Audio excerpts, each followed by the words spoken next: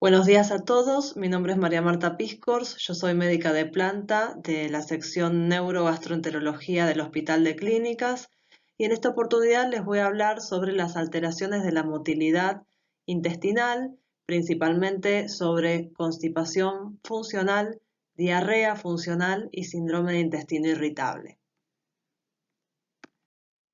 En este sentido, vamos a definir los objetivos que van a ser el poder reconocer y diagnosticar un trastorno funcional intestinal y el de poder abordarlo en base a las mejores herramientas diagnósticas y terapéuticas disponibles y fundamentalmente en base a un modelo biopsicosocial. Para eso, en primera instancia, vamos a definir los trastornos funcionales intestinales, vamos a describir su fisiopatogenia y finalmente vamos a analizar los algoritmos diagnósticos y de manejo.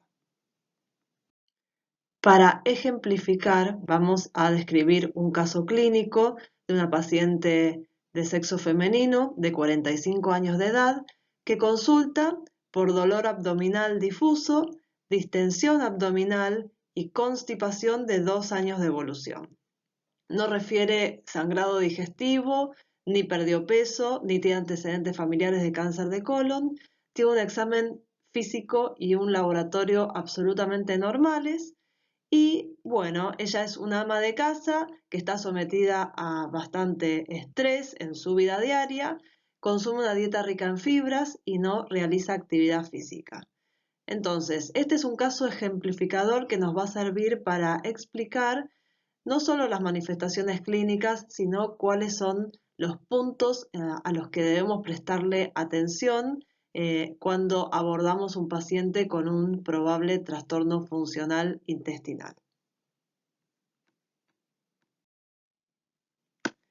Entonces, vamos a comenzar con el módulo 1, donde vamos a definir, describir la epidemiología y la fisiopatogenia de los trastornos funcionales intestinales. En gastroenterología tenemos tres grandes grupos de entidades. Por un lado, las enfermedades orgánicas, donde se incluyen, por ejemplo, al cáncer de colon, a la enfermedad celíaca, las enfermedades inflamatorias intestinales, etc. Por otro lado, tenemos a los trastornos motores, como la calasia en el esófago, la gastroparesia en el estómago o la pseudoobstrucción intestinal crónica idiopática en el intestino. Y por último tenemos a los trastornos funcionales, que son entidades donde no vamos a encontrar ninguna normalidad en ninguno de los estudios que nosotros realicemos. El problema con todo esto es que estas enfermedades comparten síntomas, se superponen en cuanto a lo que son las manifestaciones clínicas y de ahí la dificultad que tenemos en diagnosticar los trastornos funcionales del intestino. Ahora, la primera pregunta que nos vamos a hacer es, ¿qué son los trastornos funcionales del intestino? Y en este sentido tenemos que decir que los trastornos funcionales del intestino no son diagnósticos de exclusión, no es que llegamos a su diagnóstico después de excluir todas las enfermedades orgánicas y los trastornos motores, sino que tienen criterios positivos, o sea, criterios diagnósticos bien precisos. Actualmente usamos los llamados criterios de Roma 4, pero previamente se han usado los criterios de Roma 3, de Roma 2, los criterios de Manning, etc. Pero bueno, fundamentalmente estos criterios diagnósticos están definidos en este consenso. Los criterios de Roma 4 en el apartado Trastornos funcionales intestinales incluyen varias categorías, entre las que están el síndrome de intestino irritable con sus diferentes subtipos de constipación, diarrea, mixto que es alternante entre constipación y diarrea e indeterminado, la constipación funcional, la diarrea funcional, la distensión funcional, y por último están los trastornos funcionales intestinales no especificados y la constipación inducida por opioides. Los criterios diagnósticos de Roma 4 para síndrome de intestino irritable incluyen los siguientes. Tiene que haber como una condición sine qua non dolor abdominal, que tiene que ser recurrente, en promedio al menos un día por semana en los últimos 3 meses, asociado a 2 o más de las siguientes características. Tiene que estar relacionado con la defecación, asociado a un cambio en la frecuencia de las deposiciones y asociado a un cambio en la forma de las deposiciones. Esto tiene que cumplirse en los últimos 3 meses con síntomas que se hayan iniciado 6 meses previos al diagnóstico.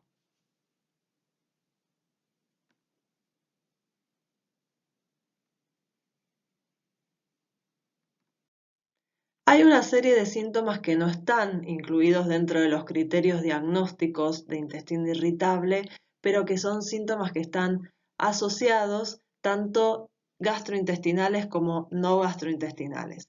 Entre los síntomas gastrointestinales, el más importante es la distensión abdominal, y entre los síntomas no gastrointestinales encontramos a la cefalea tipo migrañosa, a la fibromialgia, a la cistitis intersticial, a la contractura cervical y lumbar, etc.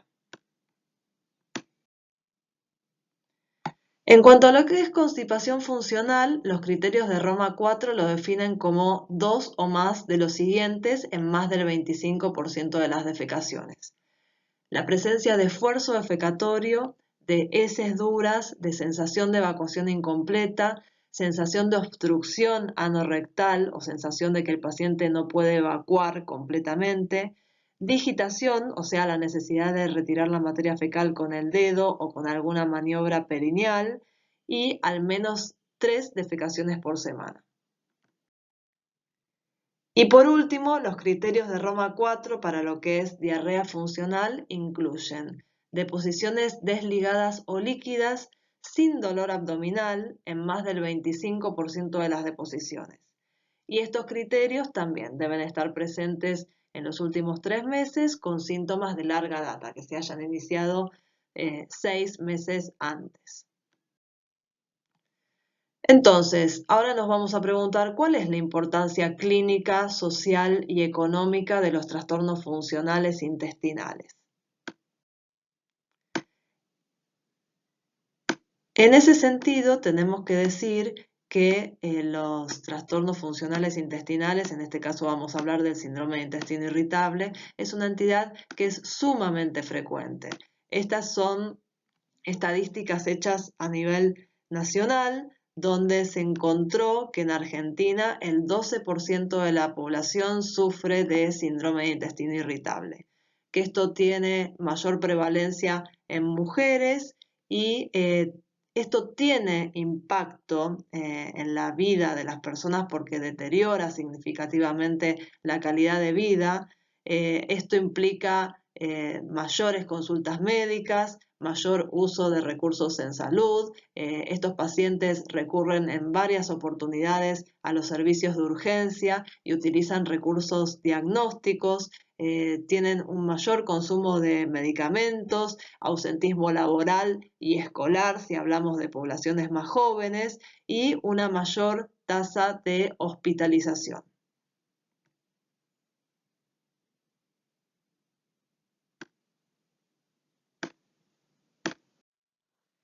Ahora, la pregunta es, ¿estas categorías de síndrome de intestino irritable, constipación y diarrea funcional son compartimientos aislados y estancos? Y la respuesta es no. A los trastornos funcionales hay que entenderlos como un conjunto, porque un mismo paciente puede presentar diferentes síntomas a lo largo de su vida, alternar entre constipación y diarrea, tener más o menos dolor, y es así como tenemos que entenderlo. Las categorías nos sirven para definir de alguna manera los puntos a tener en cuenta en cuanto a lo clínico y los pasos a seguir en cuanto a lo que es el diagnóstico y el manejo. Pero no son categorías aisladas y tenemos que tratar de no encasillar al paciente en una u otra categoría, porque nos estaríamos equivocando.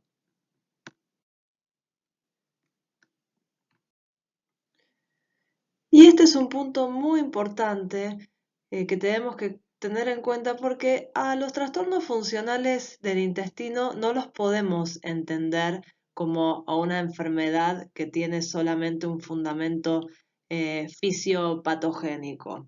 son trastornos que tienen una complejidad mayor en el sentido que el paciente que se presenta con determinados síntomas va a tener determinadas alteraciones fisiológicas en cuanto a lo que es la motilidad, la sensorialidad, la disfunción inmune, la inflamación, la alteración en la microbiota y en la alimentación, que ahora vamos a ver, pero las manifestaciones de los trastornos funcionales del intestino no solamente están determinadas por estas cuestiones, sino que tienen que ver con factores psicosociales como el estrés, las características de personalidad del paciente, el estado psicológico, el soporte social, hechos que tienen que ver con la vida temprana como la genética, los factores culturales y ambientales, y todo esto, toda esta multifactorialidad hace que el paciente se presente de tal o cual forma a la consulta.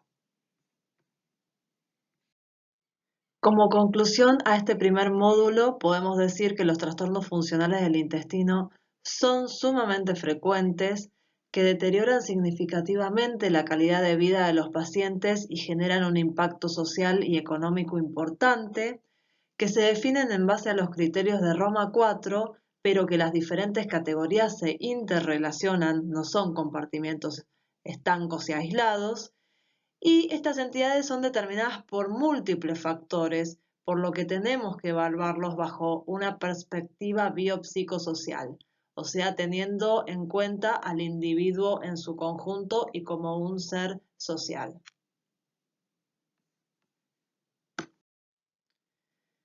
Vamos a pasar ahora al módulo 2, donde vamos a escribir la fisiopatogenia de los trastornos funcionales intestinales.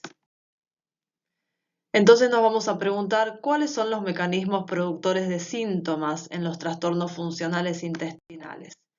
Y en este sentido, nuevamente tenemos que decir que esta es una entidad que no está determinada linealmente por una sola causa, sino que son entidades que son multifactoriales y tenemos que tener en cuenta esa multifactorialidad para poder evaluarla. En esta diapositiva se describen a grandes rasgos cuáles son los factores que influyen, que determinan la presencia de síntomas en los pacientes con trastornos funcionales intestinales como factores relacionados con el sistema nervioso central. Esto determina la hipersensorialidad y la hipervigilancia, factores psicosociales y predisposición genética, irritantes que pueden tener que ver con productos de la digestión, neurotransmisores, alteración en los transportadores, alteración de la microbiota intestinal, activación inmune de la mucosa y alteración de la permeabilidad.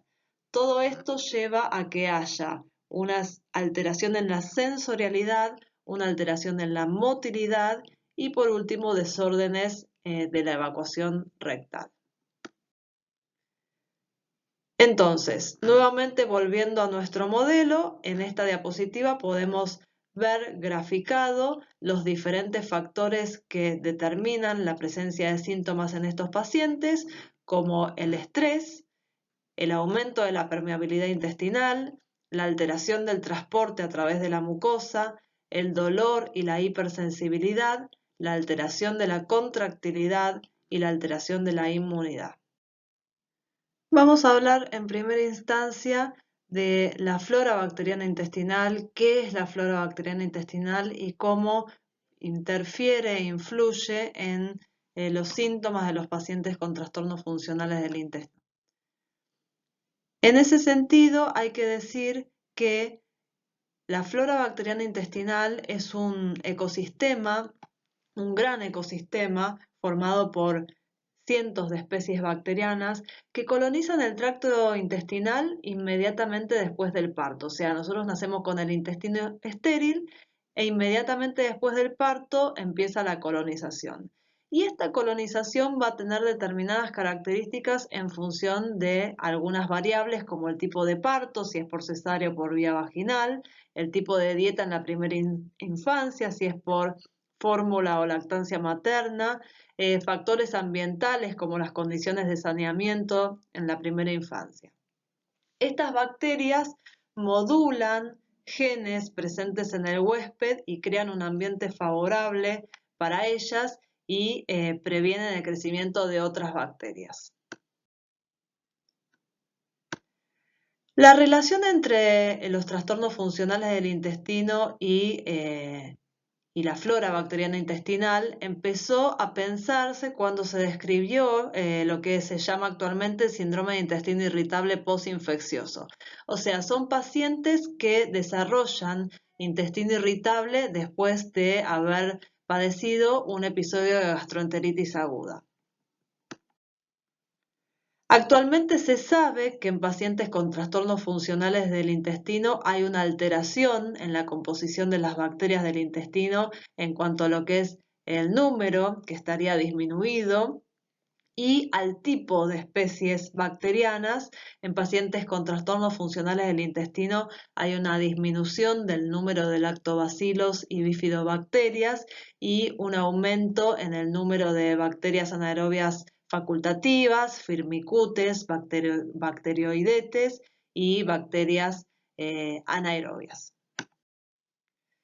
Y esta microbiota intestinal que en todos nosotros cumple funciones en cuanto a lo que es el mantenimiento de la homeostasis intestinal y el metabolismo de drogas y algunas vitaminas, en pacientes con trastornos funcionales intestinales cumple un rol fisiopatogénico, en el sentido de que desencadena una inflamación de bajo grado, con la presencia de células inflamatorias, de citoquinas proinflamatorias, con disminución de citoquinas antiinflamatorias. Esta inflamación de bajo grado lleva a una alteración a nivel de la barrera intestinal, con un aumento en la permeabilidad intestinal. Por otro lado, ya está reconocido que la microbiota participa en lo que es el eje cerebro-intestinal, y se sabe que tiene la habilidad de influenciar el comportamiento de las personas y factores que tienen que ver con el sistema nervioso central. Y por otro lado, el sistema nervioso central es capaz de influenciar sobre la composición de la microbiota. Las bacterias del intestino son capaces de producir, en base a determinados sustratos, algunos gases, como el hidrógeno y el metano. En la actualidad se sabe que la composición bacteriana intestinal, que fundamentalmente es productora de hidrógeno, está asociada a diarrea funcional y a pacientes con síndrome de intestino irritable subtipo diarrea. En cambio, si la flora bacteriana es predominantemente productora de gas metano, esto estaría asociado a constipación por tránsito lento. Con respecto al gas metano, hay estudios hechos en animales donde se les infundió directamente a nivel del intestino gas metano y se vio un enlentecimiento en el tránsito intestinal. Por otro lado, tenemos que saber que hay determinados neurotransmisores que intervienen en lo que son diferentes funciones a nivel del intestino, cuya alteración cumpliría algún rol en la generación de síntomas en pacientes de intestino irritable y trastornos funcionales intestinales. En este sentido, la serotonina sabemos que es un neurotransmisor que interfiere en lo que es la sensorialidad, la secreción intestinal y la contractilidad, y se sabe que estaría aumentada en pacientes con diarrea o síndrome de intestino irritable subtipo diarrea, y está disminuida en pacientes con tendencia a la constipación.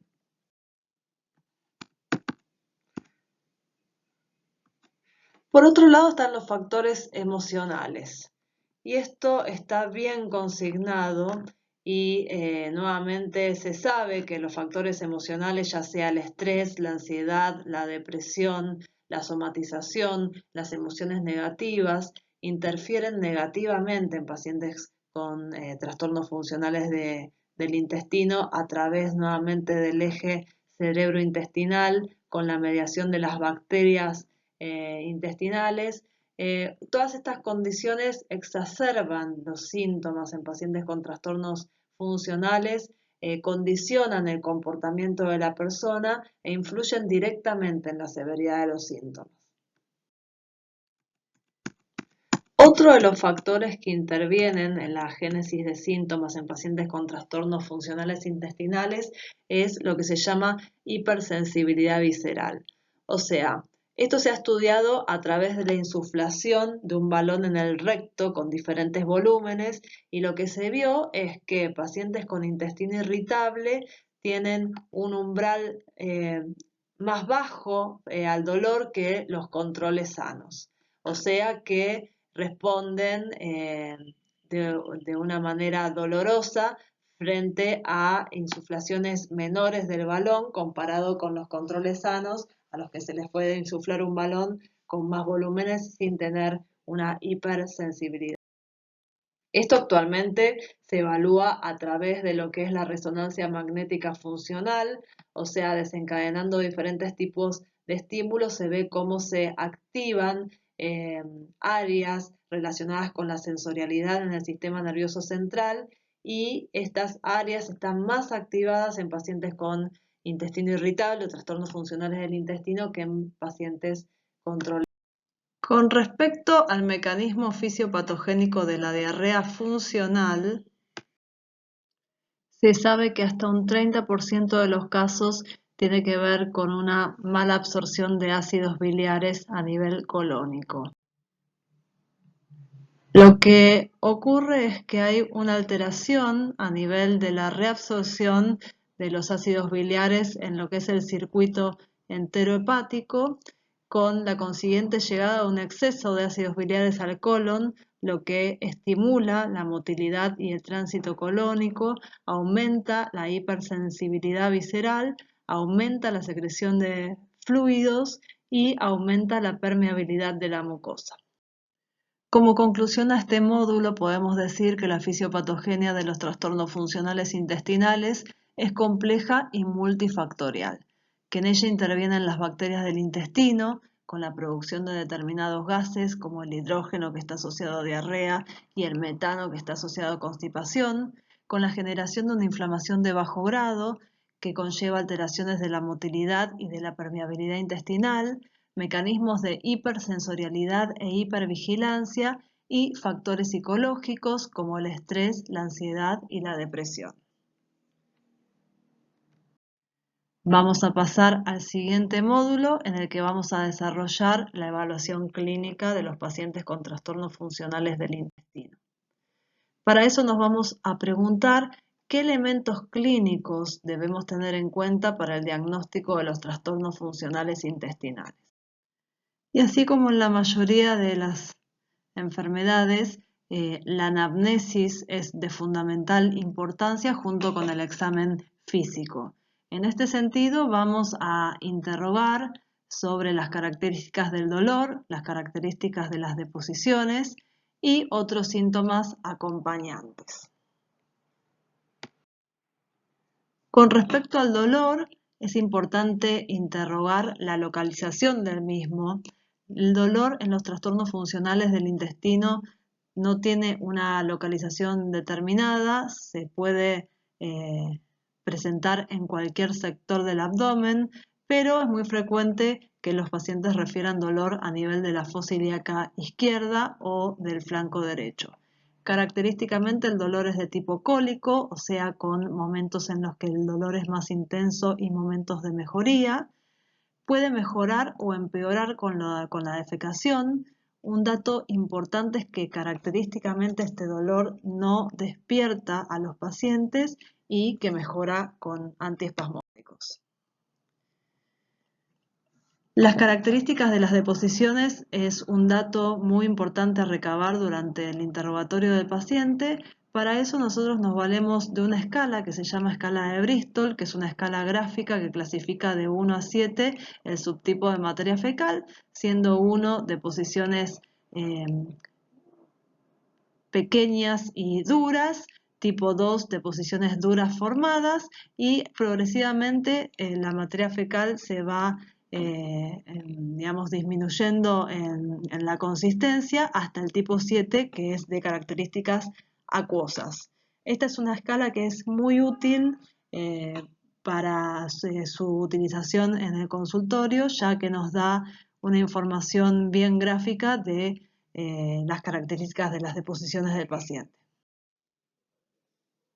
Con esta información nosotros podemos tener una idea si el paciente tiene un subtipo asociado a constipación, si en el más del 25% de las deposiciones tienen características Bristol 1 o 2, si es un subtipo diarrea, si las deposiciones tienen en su mayor parte características de Bristol tipo 6 y 7, o si es un subtipo alternante entre constipación y diarrea. Ahora, hay una serie de síntomas que en la consulta clínica no podemos dejar de interrogar, que son los llamados síntomas de alarma, que son síntomas que de alguna manera nos van a hacer sospechar e ir a buscar una enfermedad orgánica. Estos son la edad mayor a 50 años, ya que en nuestra población este es el punto de corte en donde aumenta exponencialmente la prevalencia de cáncer de colon, el sangrado digestivo. Un paciente con un trastorno funcional nunca tiene un sangrado digestivo manifestado por melena o hematoquesia, así que ante la presencia de un sangrado digestivo no podemos hacer diagnóstico de un trastorno funcional del intestino y tenemos que hacer estudios para definir la causa del sangrado.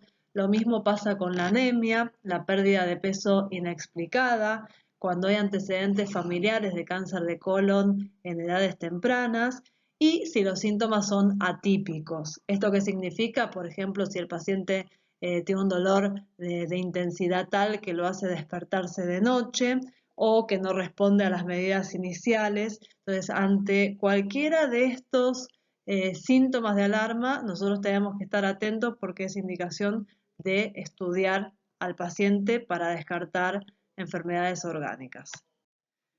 Por otro lado, tenemos que tener en cuenta que los síntomas que hemos descrito como asociados a los trastornos funcionales del intestino no son patognomónicos de estas entidades, sino que son compartidos por gran parte de las enfermedades orgánicas del tubo digestivo, como las enfermedades inflamatorias intestinales, la enfermedad celíaca, donde puede haber dolor abdominal, distensión y diarrea, la colitis microscópica, que se presenta clínicamente con diarrea, lo mismo las parasitosis intestinales, la insuficiencia pancreática exócrina, el cáncer de colon, que puede presentarse con dolor abdominal y constipación, etc.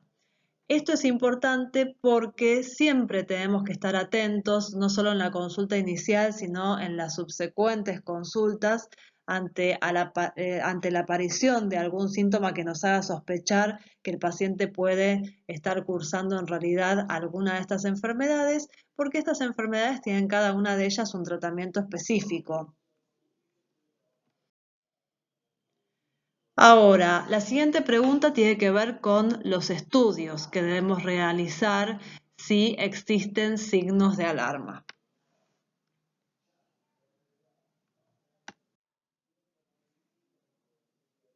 En este sentido, este es un algoritmo general que muestra, ante la presencia de síntomas digestivos, lo primero que realizamos es un examen físico y un laboratorio de rutina.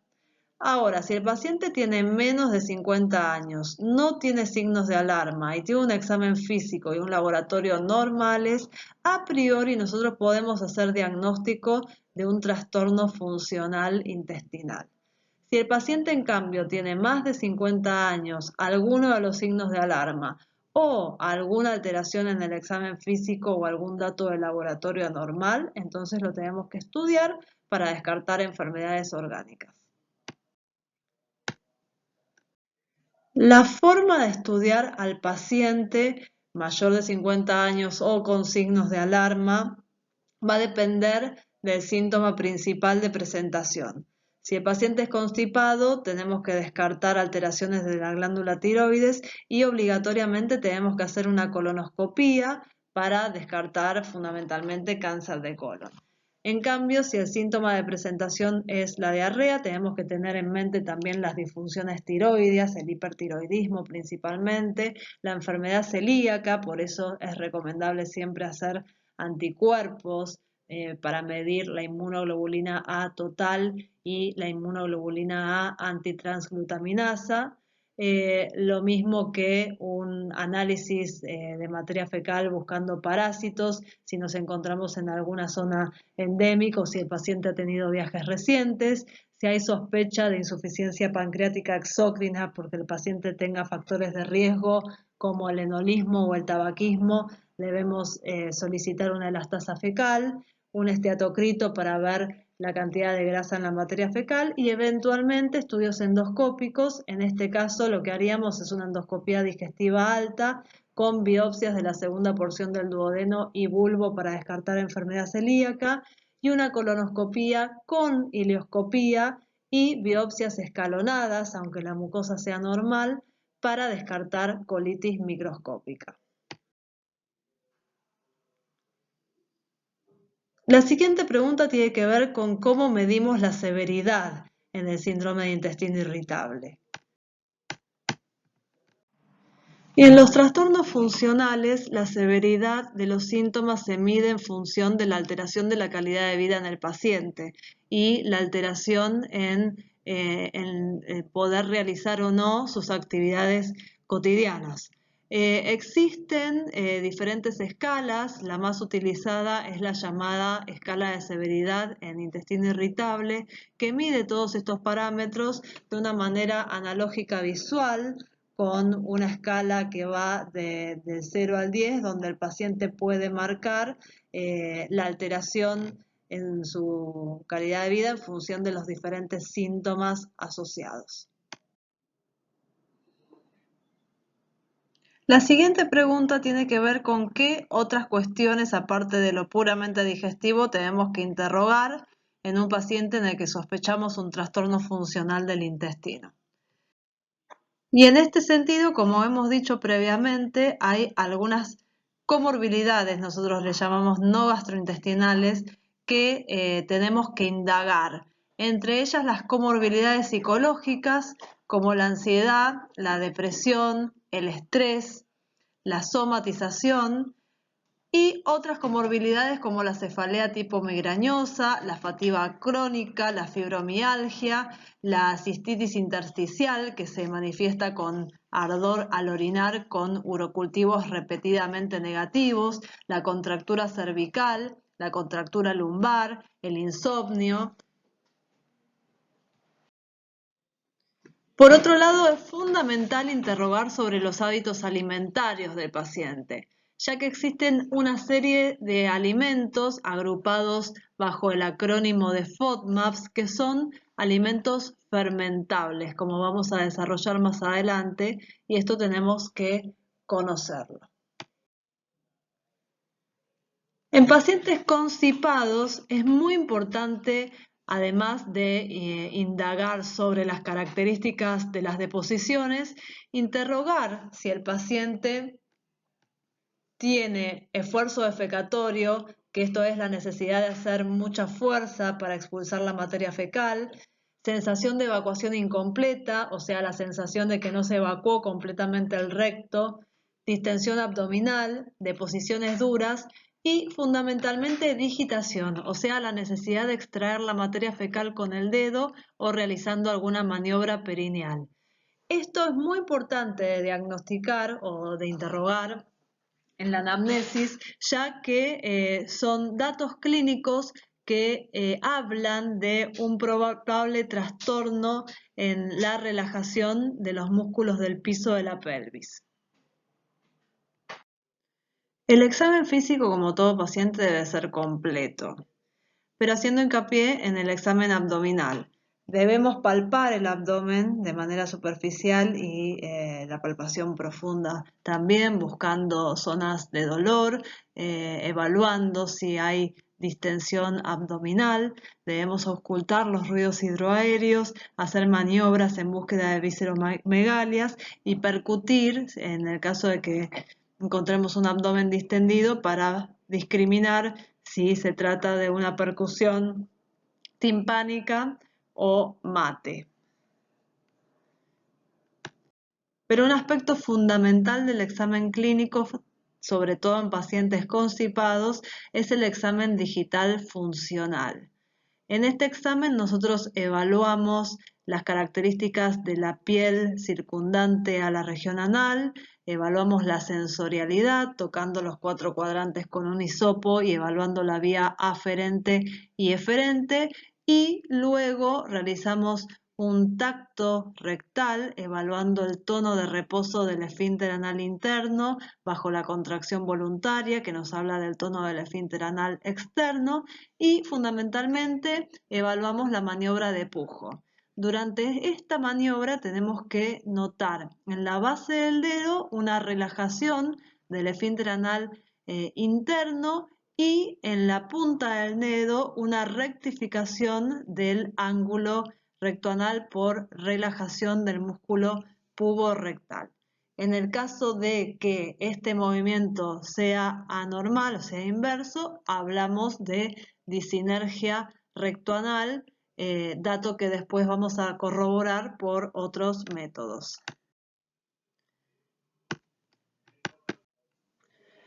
El modelo clínico multidimensional es una forma de abordar al paciente y de sistematizar la historia clínica en función del modelo biopsicosocial, que no solo tiene en cuenta los datos puramente clínicos, sino todos los elementos referentes al diagnóstico.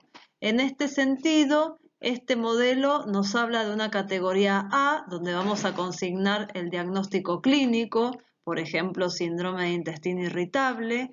En la categoría B vamos a consignar los modificadores clínicos, por ejemplo, los subtipos, subtipo diarrea, subtipo constipación en el intestino irritable, o si tiene relación con algún alimento.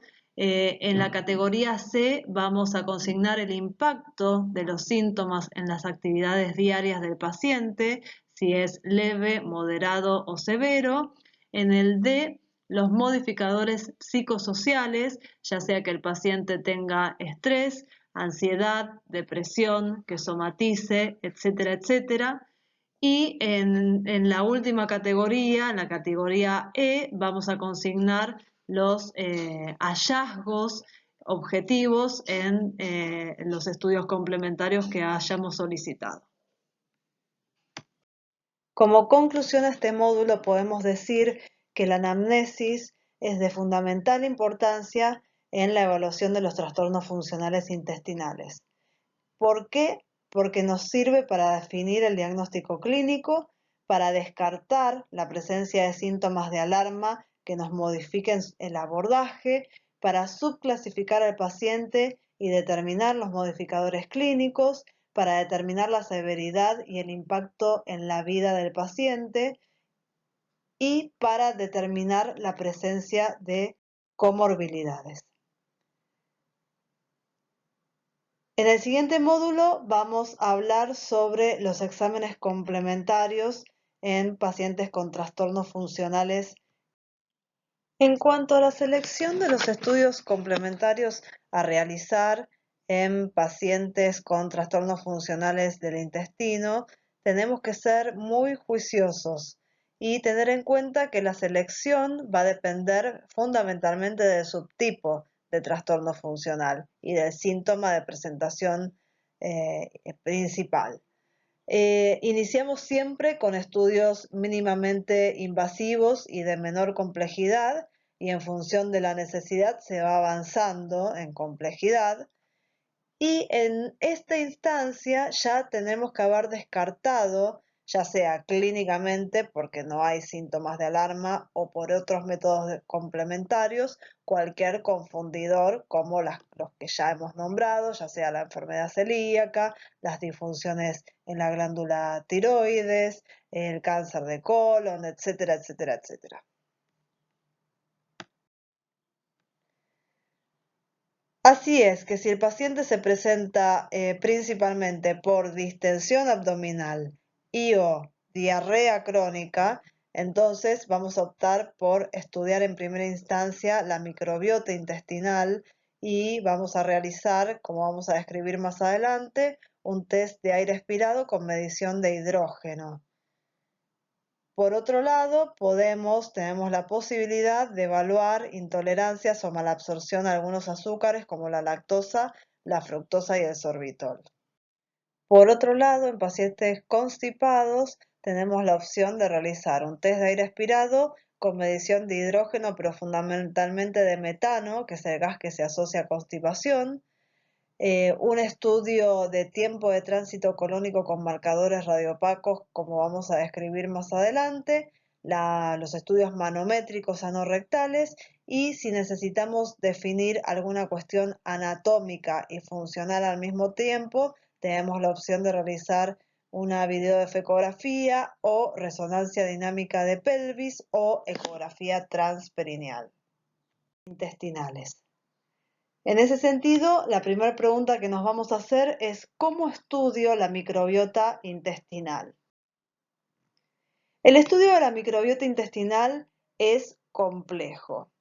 Es complejo porque el gol estándar es el cultivo de aspirado de líquido intestinal, preferentemente distal, yeyunal, y esto tiene varios inconvenientes. Primero, que es una técnica invasiva para pacientes que tienen síntomas que seguramente no ameriten hacer este tipo de técnicas. Segundo, porque el 80% de la flora no es cultivable por los métodos actuales. Tercero, porque existe probabilidad de contaminación con la flora orofaringia, por lo que en la actualidad no se considera apropiado en la práctica clínica. El futuro van a ser las técnicas de biología molecular, donde se va a poder detectar directamente el DNA de la microbiota, ya sea en aspirado del líquido duodenal o en materia fecal. Pero todavía esto está en etapa de investigación y no está disponible para la práctica clínica. Entonces, con lo que contamos en la actualidad es con la medición de un parámetro indirecto de la microbiota, que son los test de aire expirado. El fundamento de estos test radica en la capacidad de medir gases como el hidrógeno y el metano, que son exhalados a través de la vía respiratoria y que son producto de la fermentación bacteriana intestinal luego de la administración de un azúcar fermentable. Es así que al paciente se le hace hacer una dieta hipofermentativa el día anterior, se le indican 12 horas de ayuno, se le indica que no haya tomado antibióticos durante los 30 días previos, que no haga actividad física durante el día del estudio y que no fume. Y lo que se hace es darle al paciente el azúcar que uno quiere evaluar. Para medir sobrecrecimiento bacteriano usamos glucosa y se hacen mediciones cada 15 minutos del aire exhalado en búsqueda de hidrógeno o metano medido en partes por millón.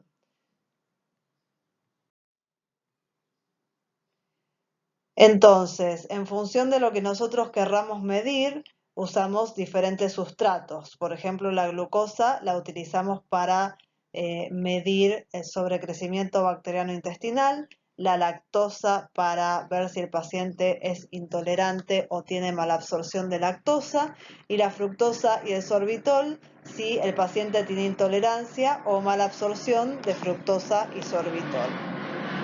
Se sabe que en pacientes con intestino irritable existen anormalidades en el test de aire expirado más frecuentemente en comparación a los controles sanos.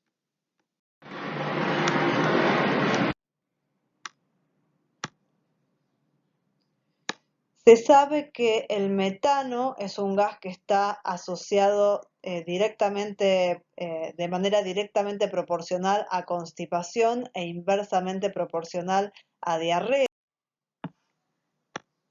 y que el grado en cuanto a lo que es la producción de metano se correlaciona de manera directamente proporcional a la severidad de la constipación. O sea, cuanto más metano encontramos, más severa es la constipación. En la evaluación de pacientes con constipación tenemos que tener en cuenta un par de cuestiones fisiopatogénicas y esto tiene que ver con que la constipación funcional cuenta básicamente con dos mecanismos principales. Uno es el tránsito lento, que nos habla de un enlentecimiento en la motilidad intestinal, y el otro es la disfunción del mecanismo defecatorio a nivel anorrectal.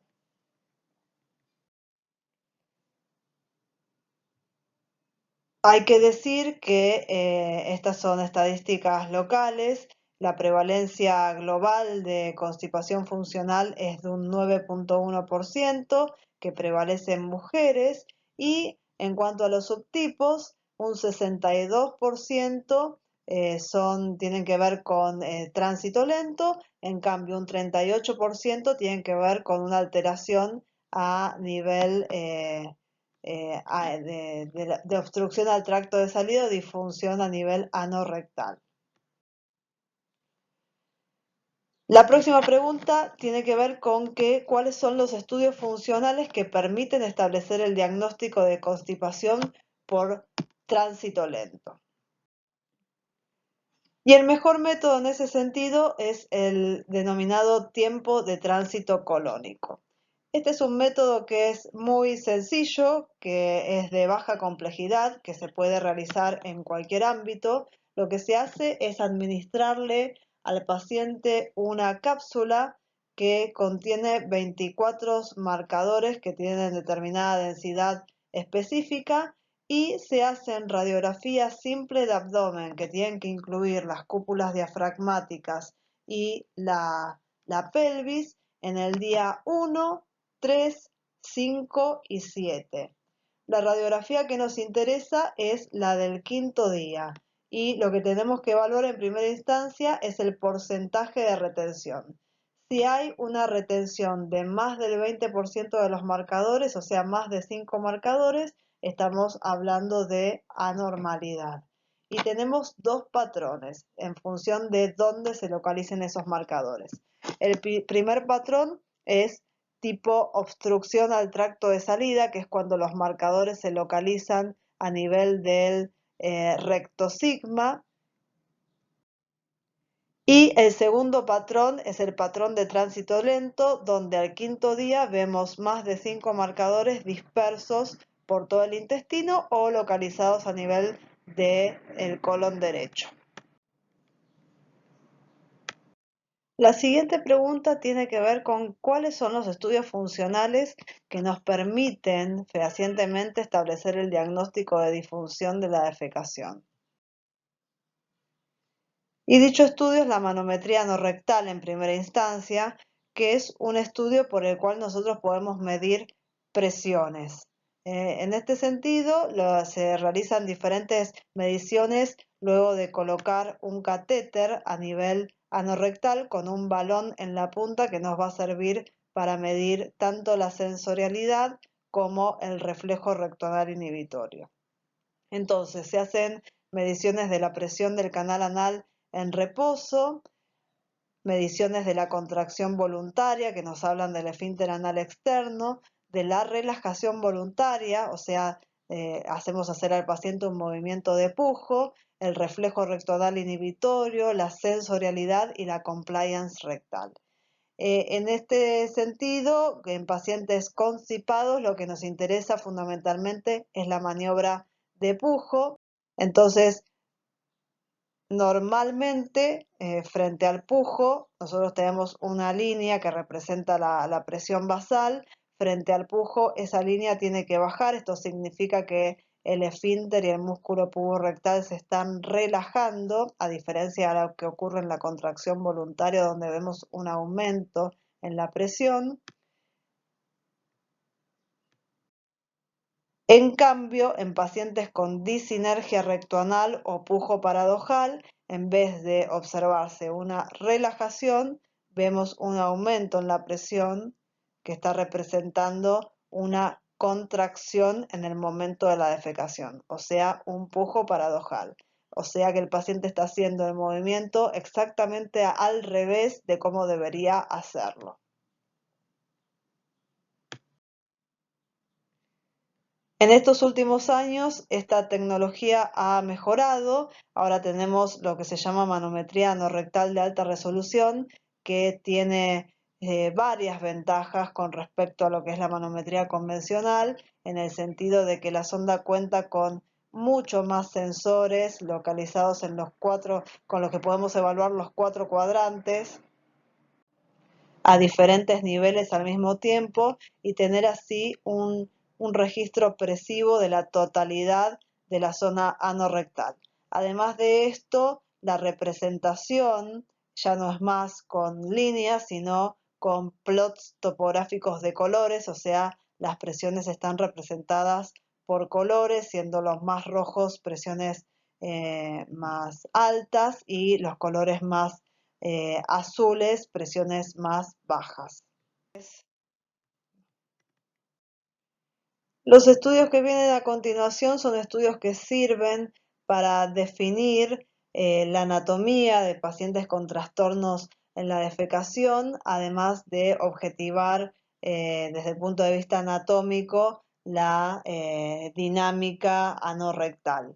En este sentido, la videodefecografía es un estudio que nos permite lograr estos objetivos. Lo que se hace es contrastar el recto y por radiología evaluar la mecánica anorrectal, haciéndole hacer al paciente un movimiento de pujo con la objetivación de la apertura del ángulo anorrectal, la apertura del esfínter anal y la expulsión del material de contraste. También en este tipo de estudios podemos objetivar alteraciones anatómicas como la que vemos aquí. Esto es un rectocele. La resonancia magnética dinámica del piso pélvico es un estudio superador de la videoefecografía en el sentido que nos permite evaluar no solamente el compartimiento posterior, sino que al mismo tiempo el compartimiento anterior, y obtenemos imágenes con estas características.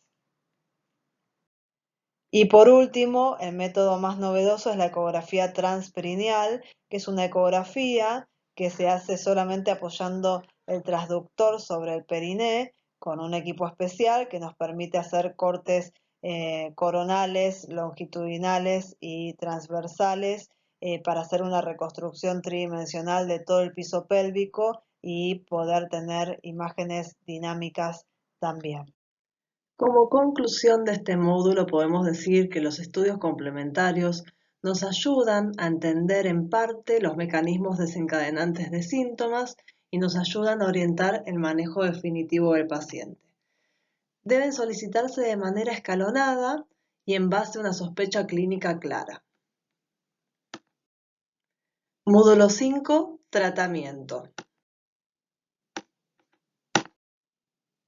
Tenemos que entender desde un principio que el manejo de los pacientes con trastornos funcionales del intestino debe hacerse de manera multidisciplinaria, ya que tenemos que contemplar todos los factores que desencadenan síntomas. Por ello es que idealmente debería plantearse el manejo en equipo desde el punto de vista clínico, nutricional y psicológico.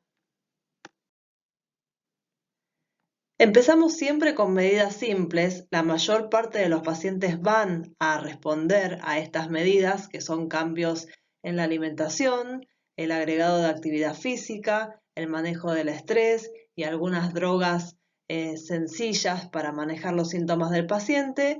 Y en pacientes no respondedores pasamos a tratamientos más avanzados que están fundamentalmente orientados a corregir los factores desencadenantes y a controlar los síntomas. Con respecto al dolor abdominal, comenzamos siempre con drogas de primera línea que tienen un efecto antiespasmódico, como la trimebutina, el bromuro de otilonio o el bromuro de pinaverio, y en algunas circunstancias la iosina. En pacientes que no responden a esta primera línea de tratamientos pasamos a utilizar moduladores del dolor. En ese sentido utilizamos antidepresivos tricíclicos a bajas dosis, inhibidores de la recaptación de la serotonina o pregabalina. En el caso de que el síntoma principal de presentación sea la diarrea, podemos usar quelantes de ácidos biliares como la colestiramina, el colestipol o el colesevelam. Los últimos dos no están disponibles acá en Argentina. La colestiramina es importante al paciente indicárselas inmediatamente después del almuerzo y la cena. Si la distensión abdominal es el principal problema, esto está demostrado que es el efecto de los antibióticos no absorbibles, como la rifaximina, para mejoría de los síntomas en pacientes con intestino irritable. Y en los metaanálisis se observa el beneficio de la utilización de rifaximina en pacientes con intestino irritable, con una ganancia terapéutica de 9.8 en cuanto a los síntomas globales, 9.9 en cuanto a la mejoría de la distensión abdominal, con un número necesario a tratar de 10.2 y 10.1 respectivamente. Esto significa que la rifaximina es más efectiva que el placebo en el tratamiento de pacientes con síndrome de intestino irritable, fundamentalmente en el manejo de la distensión abdominal. Se sabe que dosis más altas de rifaximina son más efectivas para el manejo del sobrecrecimiento bacteriano intestinal. Y por otro lado, en cuanto a los probióticos, si bien existe un gran número de formulaciones, por lo que es muy difícil compararlas, pero lo que sí se sabe es que los probióticos tienen un efecto beneficioso sobre los síntomas globales de intestino irritable y además sobre el dolor abdominal y la distensión. Con respecto a la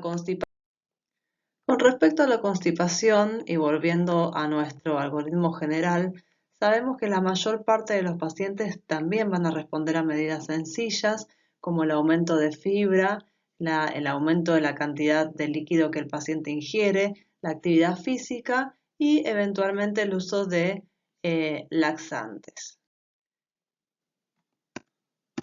En el caso de que nosotros hayamos investigado el sobrecrecimiento bacteriano a metano en pacientes con constipación severa y debamos tratarlo, se sabe que, a diferencia de los pacientes que tienen positividad a hidrógeno, la combinación de rifaximina y neomicina sería superior en estos pacientes. Con respecto a los laxantes, entonces la pregunta que nos vamos a hacer es ¿cuál es el laxante de elección en pacientes con síndrome de intestino irritable subtipo constipación y en pacientes con constipación funcional? Con respecto a esto, bueno, esto es parte del estudio epidemiológico que se hizo acá, donde se vio que el 44% de los pacientes constipados toman laxantes y esta es la elección de los pacientes, estando a la cabeza el SEN y la cáscara sagrada y siendo el polietilenglicol el último de la lista. Esta es la lista de los laxantes disponibles en el mercado, pero lo importante es que con respecto a los niveles de recomendación, el laxante de primera línea es el polietilenglicol, seguido por un prokinético como el tegasterot, que en realidad es una droga que fue sacada del mercado, ya no se consigue, pero sí hay drogas nuevas y algunas de ellas están en nuestro mercado, como el procalopride, como vamos a ver más adelante, y próximamente el linaclotide también. Entonces, los laxantes de elección en este grupo de pacientes son los laxantes osmóticos a la cabeza, en pacientes no respondedores el procalopride y próximamente la linaclotida que va a estar disponible en nuestro país. El prucalopride es un agonista 5-HT4 altamente selectivo. Esto hace que, como no tiene afinidad por otros receptores, principalmente los cardiovasculares, sea una droga segura, que fue el problema que tuvimos con drogas que antiguamente estuvieron en el mercado, como el Tegaserod, que fueron sacadas del mercado por el desarrollo de efectos adversos cardiovasculares. Esta droga tiene baja incidencia de prolongación del intervalo QT, con dosis muy altas, y la dosis es de 2 miligramos por día. Tiene una buena biodisponibilidad oral, se excreta prácticamente sin cambios por orina y no tiene metabolismo hepático. Acá vemos el mecanismo de acción, que es un agonista 5-HT4 con un efecto predominantemente prokinético. Y esta droga se sabe que mejora la frecuencia y la consistencia de la materia fecal, mejora el tránsito colónico, no tiene efecto negativo sobre el vaciamiento gástrico, y esto es de mucha utilidad en pacientes que tienen trastornos severos de la motilidad, como gastroparesia o suboclusión intestinal crónica idiopática. Y en los ensayos clínicos se ha demostrado que mejora la calidad de vida de los pacientes. Este es el trabajo donde se muestra el efecto beneficioso comparado con placebo en pacientes con constipación crónica funcional. Esta droga está aprobada solamente en mujeres, porque los ensayos clínicos se hicieron en mujeres, pero creemos que estos datos son extrapolables a los hombres también. Con respecto a los efectos adversos, son raros, pero los descriptos son cefalea, náuseas, diarrea y dolor abdominal. Por otro lado, el linaclotide es un péptido de 14 aminoácidos agonista de la guanilato ciclasa, que su efecto es el de aumentar la secreción de cloro y agua a nivel intestinal. Por lo tanto, disminuye la consistencia de la materia fecal, aumenta la motilidad intestinal y tiene un efecto beneficioso en pacientes con síndrome de intestino irritable subtipo constipación y en pacientes con constipación funcional. Los efectos adversos son leves, el más frecuente es la diarrea, pero también puede haber dolor abdominal y distensión.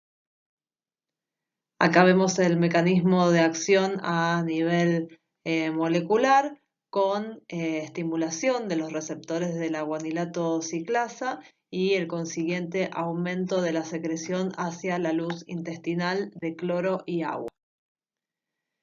En el caso de que nosotros diagnostiquemos una disinergia anorrectal, o sea, una disfunción en el momento de la evacuación, el tratamiento de elección es el biofeedback.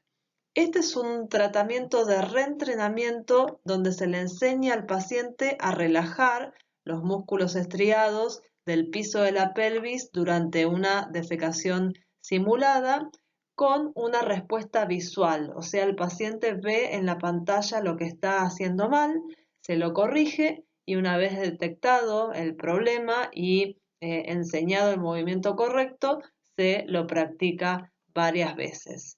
Esto permite mejorar la percepción sensorial y mejorar además la coordinación rectoanal durante el acto evacuatorio.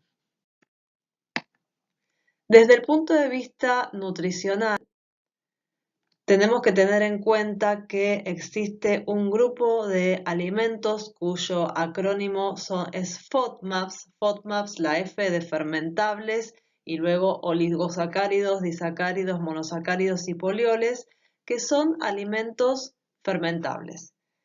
Entonces, estos productos están incluidos en una lista muy amplia de alimentos, por ejemplo, frutas, lácteos, harinas de trigo, algunos vegetales, edulcorantes, etc. Nosotros tenemos que hacer con estos pacientes un trabajo de reeducación para disminuir estos productos fermentables de la dieta y reemplazarlos por alimentos que no sean fermentables.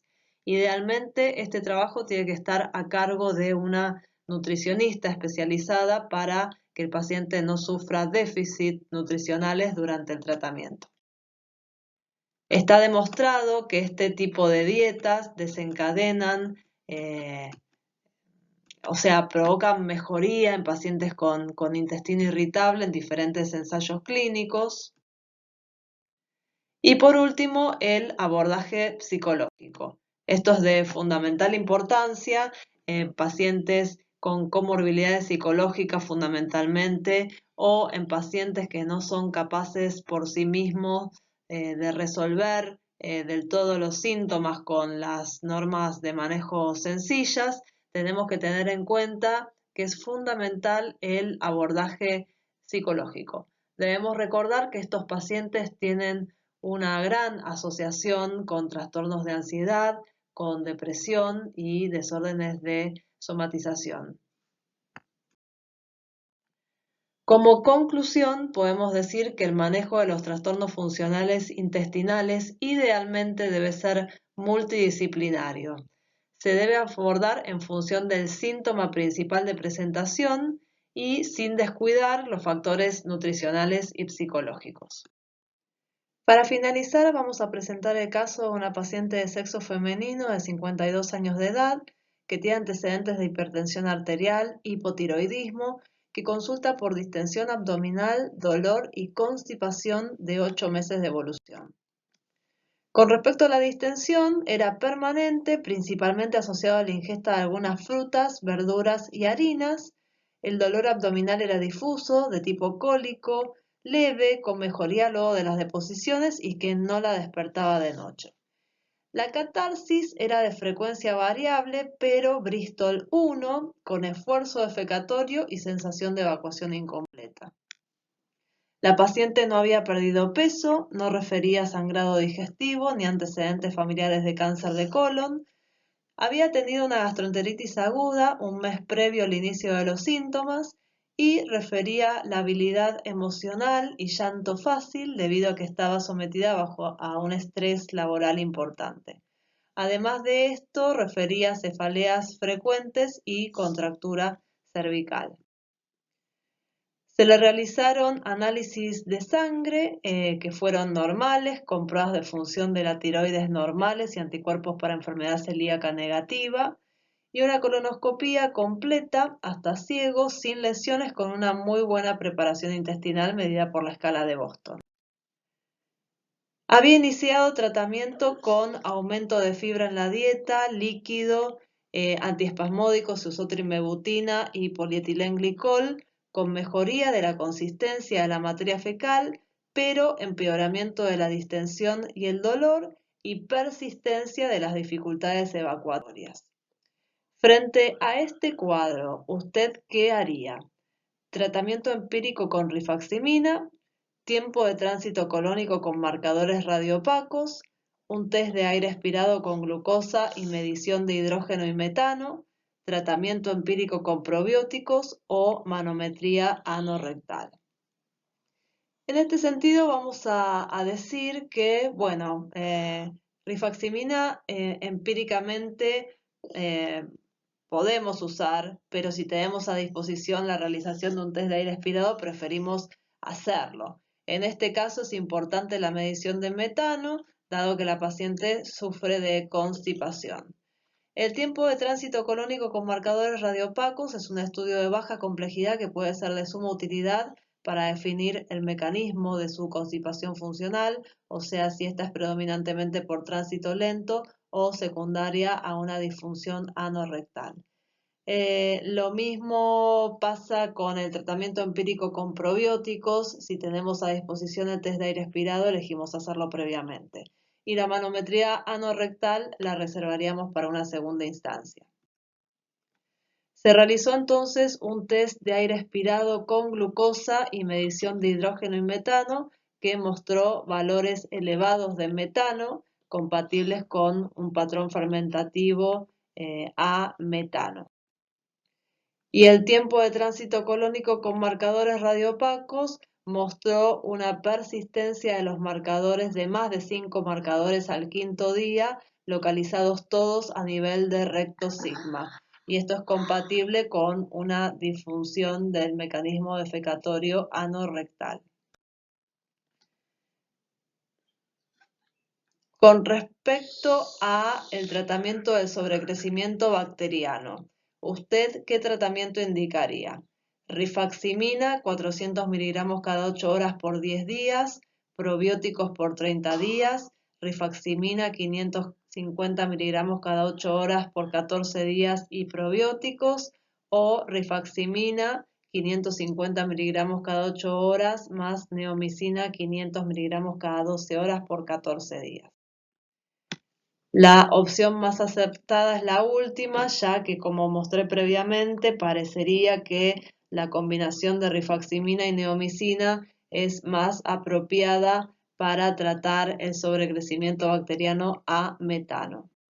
A la paciente entonces se le trató el sobrecrecimiento bacteriano intestinal con rifaximina, neomicina y luego se hizo un curso de probióticos. Mejoró la distensión y la constipación, pero persistió el esfuerzo defecatorio y la sensación de evacuación incompleta. Entonces, en esta paciente, ¿realizaría algún otro estudio? Entre las opciones están una nueva videocolonoscopía, una manometría anorrectal, una resonancia nuclear magnética dinámica del piso pélvico o una ecografía transperineal. Repetir una nueva colonoscopía no tiene ningún sentido, ya que tiene una colonoscopía reciente donde la preparación fue buena, fue un estudio completo y fue normal. O sea que no nos va a aportar absolutamente ninguna información repetir la colonoscopía. Con respecto a las dos últimas opciones, son opciones, digamos, de última instancia, si es que nosotros necesitamos corroborar una disfunción defecatoria, pero el estudio de elección en este sentido sería la manometría anorrectal, que nos permitiría certificar la disinergia rectoanal. A la paciente se le realiza entonces una manometría anorrectal, donde claramente se observa una contracción paradojal al pujo, por lo que el diagnóstico definitivo en base a este estudio fue el de una disinergia rectoanal. Inició entonces tratamiento con biofeedback, acompañado por un manejo nutricional y una dieta baja en FODMAP y un abordaje psicológico por sus comorbilidades psicológicas, y definitivamente la paciente presentó una mejoría. Como conclusiones generales, podemos decir que los trastornos funcionales debemos abordarlos y definirlos en base a un modelo biopsicosocial que incluya, además de lo estrictamente orgánico, factores psicológicos y sociales. Se diagnostican en base a los criterios de Roma, excluyendo de manera juiciosa las enfermedades orgánicas. Y es recomendable un abordaje multidisciplinario que incluya el manejo de los factores desencadenantes de manera individualizada y en base a la severidad. Muchas gracias.